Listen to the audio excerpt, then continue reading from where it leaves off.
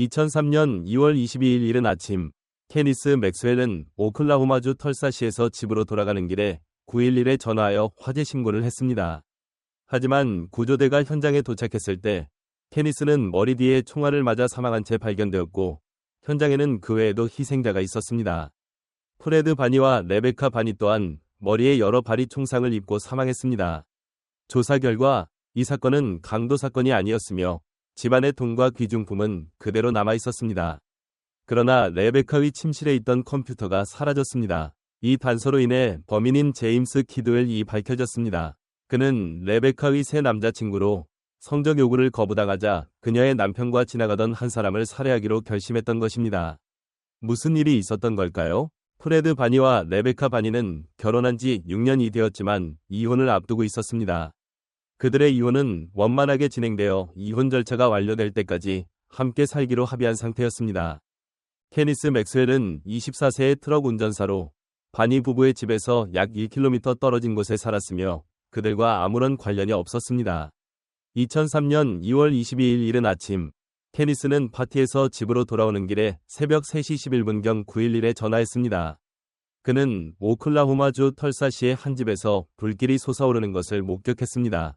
911 통화 중 조정자는 케니스가 신원을 알 수 없는 남자와 짧은 대화를 나누는 것을 들을 수 있었고 그 직후 통화는 끊어졌습니다.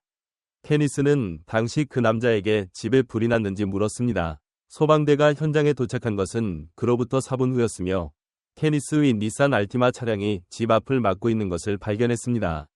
한 소방관이 케니스가 술에 취해 잠들었다고 생각하고 그를 깨우려 했으나 케니스는 이미 머리 뒤에 치명적인 총상을 입고 사망한 상태였습니다. 집 안에서는 소방대가 프레드 바니 50세 위 시신을 발견했습니다. 그는 피웅덩이 위에 누워 있었고 시신 일부는 카펫으로 덮여 있었습니다. 프레드는 주방에서 음식을 준비하던 중 머리에 총을 맞은 것으로 보였습니다. 화재는 이곳에서 시작되었으며 가스레인지가 밖으로 당겨져 있고 가스관이 절단되어 불이 붙은 상태였습니다. 전문가들은 이 화재가 사고가 아니라고 결론지었습니다. 가스를 끄고 불을 진압한 후 소방대는 현장을 보호하기 위해 물러났습니다. 집을 추가로 조사하던 경찰은 레베카 바니 42세 위 시신을 발견했습니다.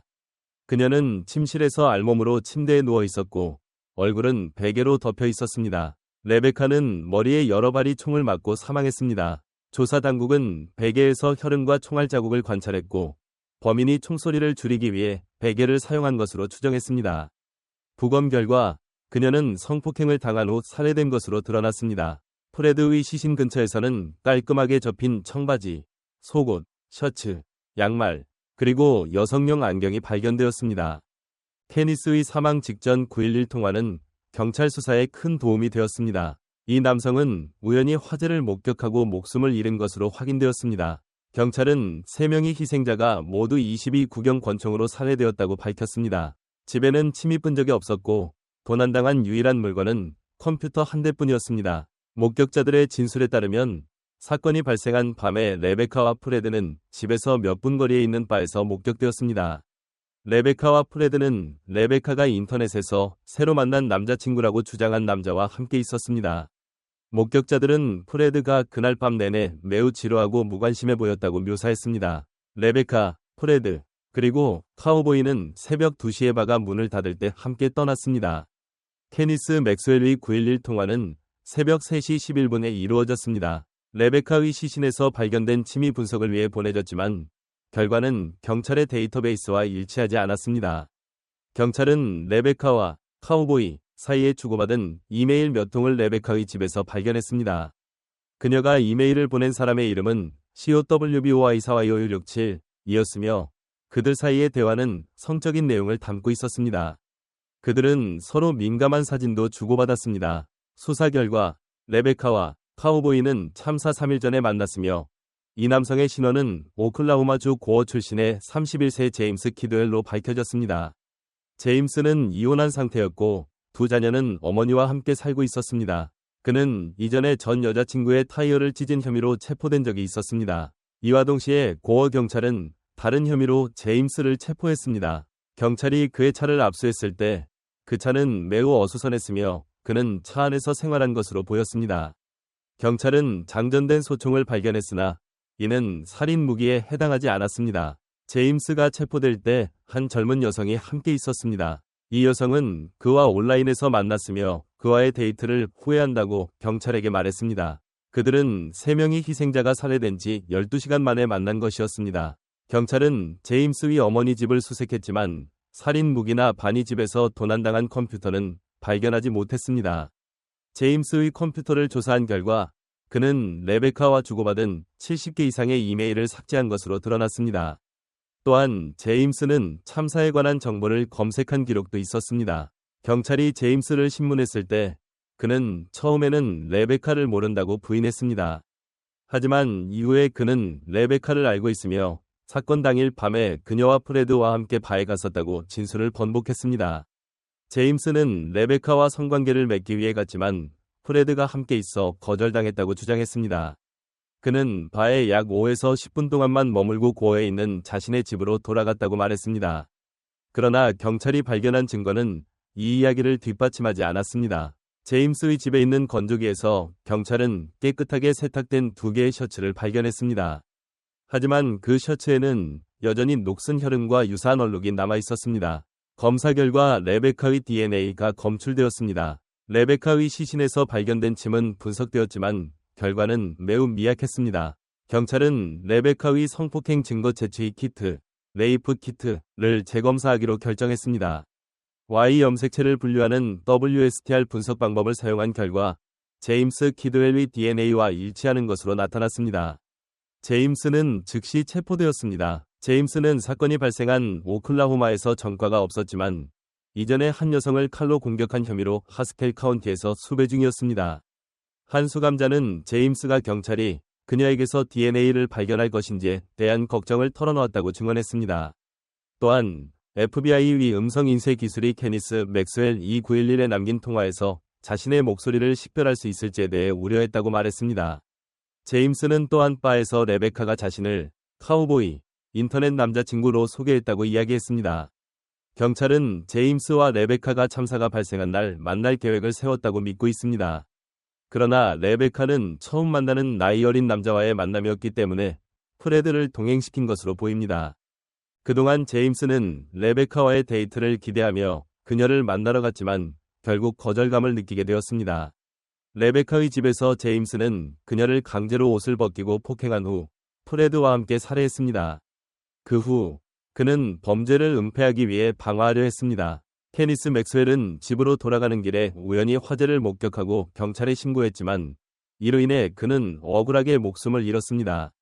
2004년 11월 배심원단은 제임스 키드웰 2003년 2월 22일 발생한 레베카 바니 42세, 프레디 바니 50세, 케니스 맥스웰 24세의 사망 사건에 대해 1급 살인죄로 유죄 판결을 내렸습니다.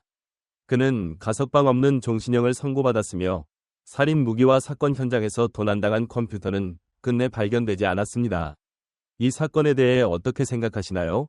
댓글에 의견을 남겨주세요. 좋아요와 구독도 잊지 마세요. 다음 영상에서 다시 만나요. 5년 동안 범죄를 저지르는 동안 살인자 알렉산더 피추시키는 거의 50명을 살해하고 러시아의 아름다운 비체프스키 공원을 범죄 현장으로 만들었습니다.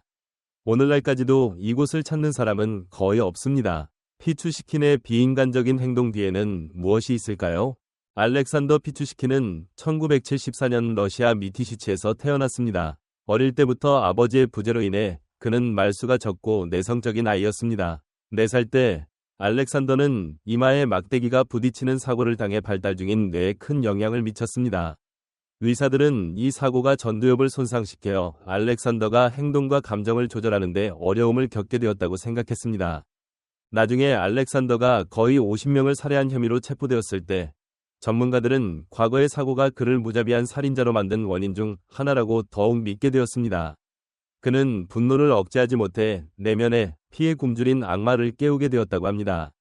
내성적이었던 아이 알렉산더는 점점 불량해져 친구들이 그를 멀리했습니다. 하지만 그의 할아버지는 그를 매우 사랑했습니다. 할아버지는 알렉산더의 뛰어난 체스 재능을 발견하고 그를 집으로 데려와 함께 체스를 두며 즐거움을 나눴습니다. 할아버지의 죽음은 알렉산더에게 깊은 상처를 남겼습니다. 얼마 지나지 않아 사랑하는 애완견도 죽자 그는 더욱 우울해졌습니다. 심리학자 미하일 비노그라도프는 알렉산더의 살인 행위가 할아버지에게 버림받았다는 분노에서 비롯된 것이라고 주장했습니다. 1992년 18세였던 알렉산더는 자신이 좋아하는 소녀의 남자친구 세르게이를 살해하고 자살로 위장했습니다. 같은 해 7월 27일 그는 그부 미하일 오디추크도 살해했습니다. 피투시키는 친구에게 자신이 생각한 위험한 게임인 살인 게임을 하자고 제안했습니다. 친구가 흥미를 보이지 않자 그는 오디추크를 살해했습니다. 오디추크가 실종된 후 모스크바 경찰은 조사를 시작했습니다. 목격자의 증언에 따르면 오디추크는 마지막으로 피투시킨과 함께 공원으로 걸어가는 모습이 목격되었습니다. 피투시킨은 7월 30일 어머니의 집에서 체포되어 모스크바 경찰서로 이송되었습니다. 실종 당일의 행적을 묻는 질문에 그는 오디추크를 만났지만 공원에서 무사히 보냈다고 주장했습니다. 증거가 없어 피투시킨은 풀려났습니다. 피투시킨은 수년간 살인을 멈췄다가 1996년 러시아가 사형 집행을 중단하자 살인에 대한 관심이 다시 생겼습니다. 2001년에 들어서야 알렉산더는 러시아를 공포에 빠뜨린 연쇄 살인마가 되었습니다. 당시 알렉산더는 슈퍼마켓에서 짐을 나르는 직원으로 알려졌습니다. 동료들의 눈에 그는 말수가 적고 약간 이상하지만 위험해 보이지는 않았습니다. 알렉산더는 러시아 모스크바에 있는 비체프스키 공원에서 나무 그늘 아래 앉아 체스를 즐겨두곤 했습니다. 가끔은 새로 사귄 친구들을 불러 보드카를 즐기며 체스를 두기도 했습니다. 술이 취한 피해자가 무방비 상태가 되면 알렉산더는 그의 가면을 벗고 무서운 악마로 변했습니다. 알렉산더의 주된 수법은 망치로 피해자의 머리를 내리쳐 죽인 후 시체를 하수구해버리는 것이었습니다. 그는 2001년부터 2006년까지 5년 동안 48명의 무고한 사람들을 그렇게 살해했습니다. 대부분의 피해자는 노숙자였지만 그 중에는 2명이 여성과 1명이 어린아이도 있었습니다. 알렉산더가 마지막으로 살해한 피해자는 그와 같은 슈퍼마켓에서 일하는 동료 마리나 모스칼레바였습니다. 근무 후 그는 마리나에게 비체프스키 공원에 있는 그의 애완견 묘지를 보러 가자고 제안했습니다. 무언가 이상한 느낌을 받은 마리나는 떠나기 전 아들의 이름과 알렉산더의 전화번호를 적어 놓았습니다. 그리고 마리나는 영원히 돌아오지 못했습니다. 아이 엄마가 흔적도 없이 사라지자 경찰은 마지막으로 남긴 메모를 단서로 조사에 착수했습니다. 감시 카메라는 알렉산더가 마리나와 함께 있었던 마지막 모습을 포착했습니다. 현장에서 발견된 지문도 알렉산더의 지문과 일치해 그는 도망칠 수 없었습니다. 알렉산더를 체포한 후 경찰은 그의 집을 조사하던 중 64개의 칸이 있는 체스판을 발견했습니다. 체스판의 62칸에는 날짜가 빼곡히 적혀 있었습니다. 알렉산더의 말에 따르면 그는 사람을 한 명씩 죽일 때마다 한 칸씩 표시했고 목표는 체스판을 모두 채우는 것이었다고 했습니다. 경찰은 알렉산더가 48명을 살해한 혐의로 기소했고 그 외에도 3명의 피해자는 탈출에 성공했습니다. 그의 업적은 세계적으로 악명 높은 연쇄살인범 제프리 다머, 잭 더 리퍼 등을 훨씬 뛰어넘는 것입니다. 당시 언론은 그를 체스킬러, 비체프스키의 미치광이, 비싸 괴물이라고 불렀습니다. 살인을 하지 않고 사는 것은 음식을 먹지 않고 사는 것과 다름없다. 고 알렉산더는 말했습니다. 그는 피해자를 살해하는 것이 그들에게 새로운 세계로 가는 문을 열어주는 것이라고 생각했으며 이 범죄가 그에게 극도의 만족감을 준다고 주장했습니다. 알렉산더의 자백은 방송을 통해 중계되었고 그의 무관심하고 뉘우침 없는 태도에 모두가 공포에 떨었습니다. 검찰은 알렉산더가 러시아에서 52명을 살해하고 1992년에 체포된 악명 높은 연쇄살인범 치카틸로를 모방하려 했다고 주장했습니다. 2007년 러시아 법이 사형을 적용하지 않기 때문에 알렉산더는 종신형을 선고받았습니다. 그의 잔인한 행위에 대한 논쟁이 계속되었지만 사형 부활은 이루어지지 않았습니다. 그가 저지른 끔찍한 범죄들에도 불구하고 알렉산더는 마침내 자신이 저지른 일에 대한 대가를 치르게 되었습니다. 하지만 그가 앗아간 50명의 목숨은 결코 돌아올 수 없습니다. 이 판결이 공정하다고 생각하십니까? 댓글로 의견을 남겨주시고 좋아요와 구독도 잊지 마세요. 다음 비디오에서 뵙겠습니다. 랜디 퍼거슨이 실종되었다는 소식을 들은 지 이틀 만에 그의 시신이 버려진 차량의 트렁크에서 발견되었습니다. 피해자의 가족은 가족을 지극히 사랑했던 형제이자 아버지를 잃은 슬픔에 빠져 있습니다. 그처럼 좋은 사람이 그렇게 고통스럽게 생을 마감해야 했다는 사실을 믿을 수 없었습니다. 그 당시 아무도 그 사건이 피해자의 악랄한 아내인 안젤라 필립스가 경찰과 가족의 눈을 속이기 위해 꾸민 연극일 줄은 몰랐습니다. 무슨 일이 있었던 걸까요? 랜디, 퍼거슨은 미국 미시간주 디트로이트시에 살았습니다. 3명의 여동생의 맏형인 랜디는 동생들을 매우 보호하며 가족과도 가까웠습니다. 랜디는 내성적인 성격으로 집에 있는 것을 좋아하는 사람으로 묘사되었습니다. 1979년에 고등학교를 졸업한 후 그는 해군에 입대하여 기계공으로 활동했습니다. 5년 후 랜디는 보잉사의 정비사가 되었습니다. 2000년 여름 랜디는 40살이 되기 몇 달 전이었고 여전히 독신이었습니다. 랜디뿐만 아니라 그의 여동생들도 그가 여자친구를 사귀고 결혼하여 작은 가정을 꾸리기를 바랐습니다. 랜디는 여동생 리자와 매형 아론, 그리고 2명의 조카와 특히 친밀한 관계를 유지했습니다. 어느 날 랜디는 리자의 앞마당에서 이웃을 보았습니다. 리자는 그녀의 이름이 안젤라 필립스이며 4명의 아이를 둔 싱글맘이자 간호사라고 소개했습니다. 2000년 7월 리자와 아론은 그들의 집에서 바비큐 파티를 열고 이 기회를 통해 랜디와 안젤라를 소개했습니다. 결국 두 사람은 얼마 지나지 않아 데이트를 시작했습니다. 그러나 2달 만에 리자는 우편으로 한 통의 편지를 받았습니다. 편지 작성자는 자신이 사립탐정이며 안젤라에 대해 조사 중이라고 말했습니다. 그러나 그 사람은 이름, 전화번호 또는 주소를 남기지 않았습니다. 편지에는 안젤라가 40세 이상의 남성을 주로 노리고 있으며 안젤라가 몇 가지 사기 관련 범죄를 저질렀고 그녀가 병적인 거짓말쟁이라고 주장하고 있었습니다. 리자와 그녀의 어머니는 편지의 내용을 랜디에게 이야기했습니다. 그는 아마도 안젤라의 전 남자친구가 그것을 쓴 것일 거라고 주장했습니다. 리자는 혼자서 안젤라에 대해 더 알아보았습니다. 그녀는 안젤라가 말한 학교를 졸업하지 않았다는 사실을 알게 되었습니다. 랜디는 여동생에게 그것에 대해 안젤라에게 물어봤으며 단지 사소한 문제일 뿐이라고 말했습니다.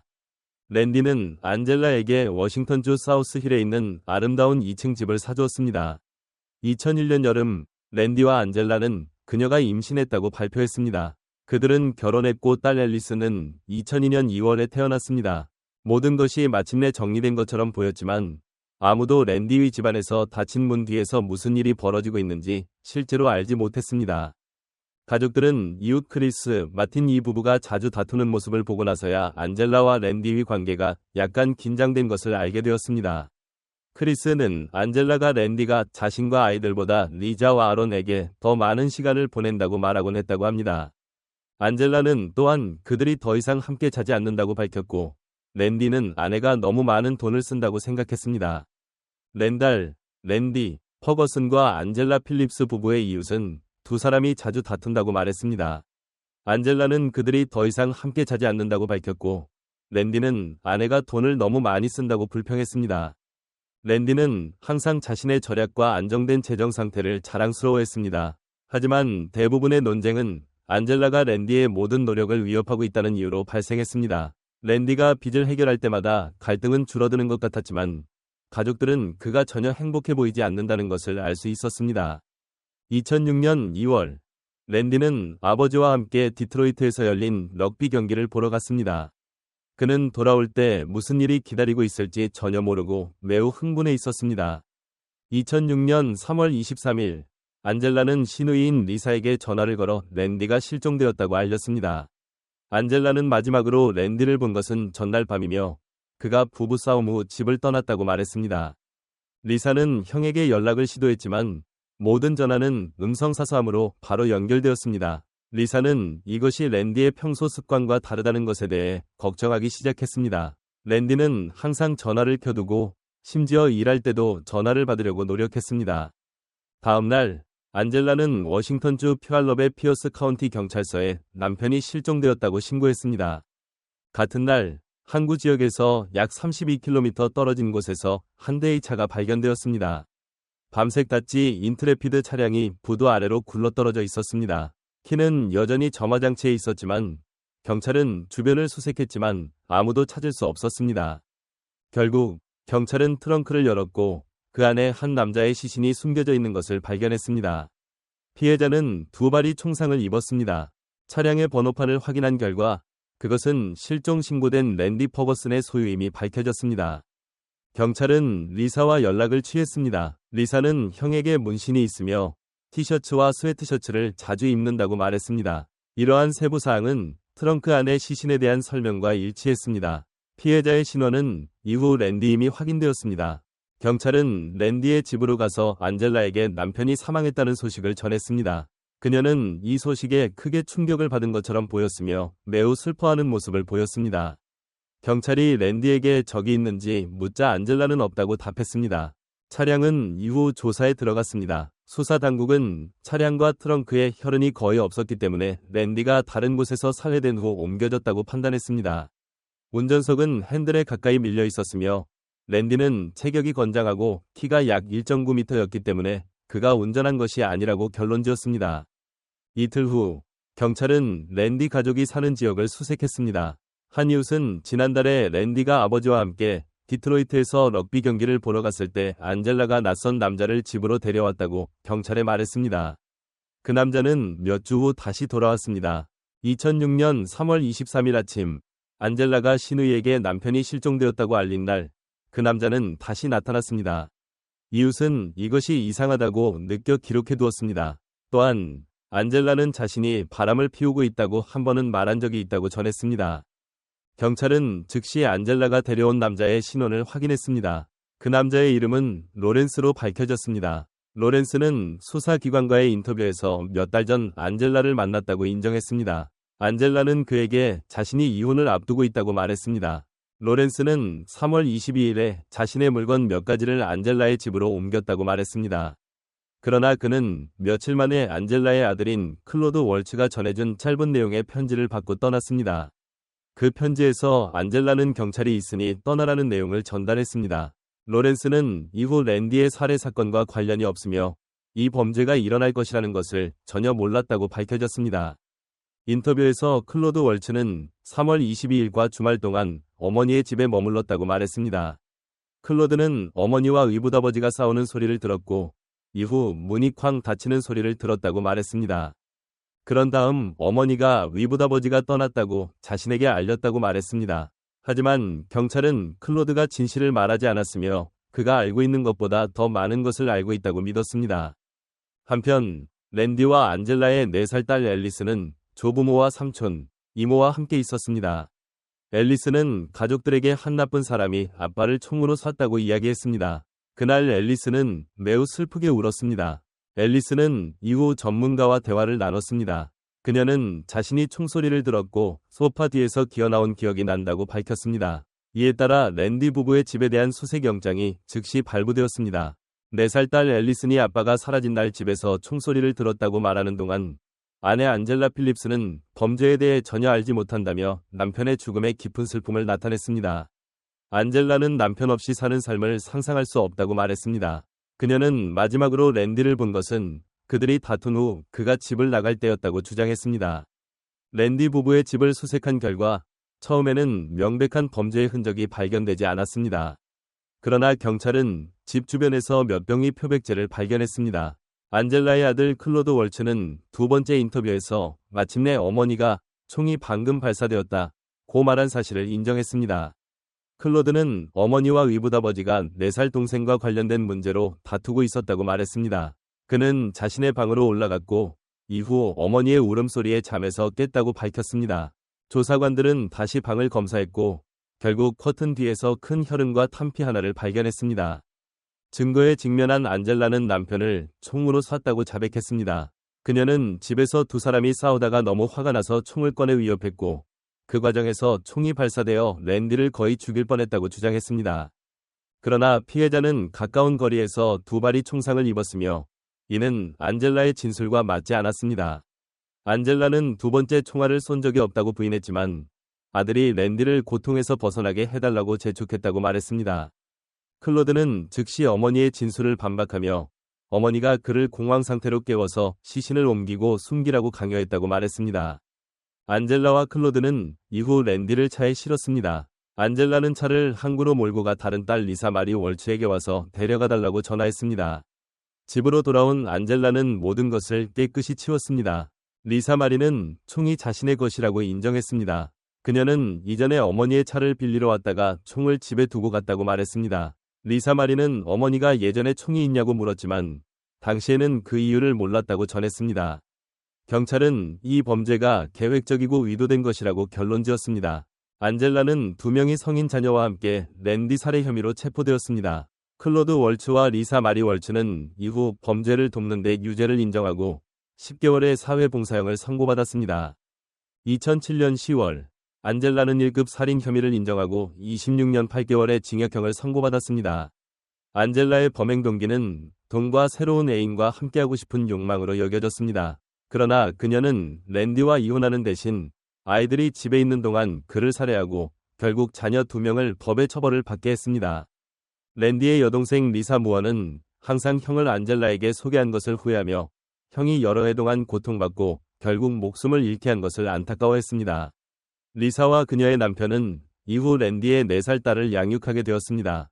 여러분은 이 사건에 대해 어떻게 생각하십니까? 댓글에 의견을 남겨주시고 좋아요와 구독을 잊지 마세요.